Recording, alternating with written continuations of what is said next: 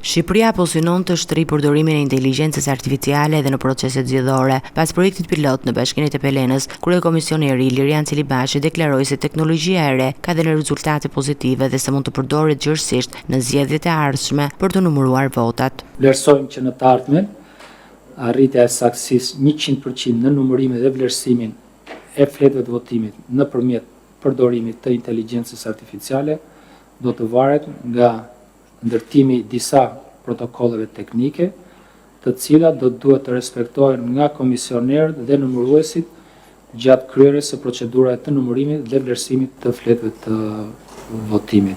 Më së pari, është e qartë që do duhet të bëhen ndryshime në kodin zgjedhor, në mënyrë që rezultatet e prodhuara nëpërmjet përdorimit të kësaj teknologjie të konsiderohen ligjërisht zyrtare.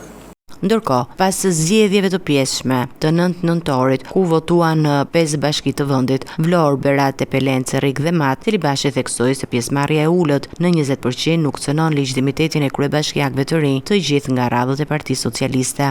Ata që janë zgjedhur, kryetarët të këtyre 5 bashkive kanë legitimitet të plot në kuptim të ligjit. Janë zgjedhur nëpërmjet një procesi zgjedhor të ligjshëm.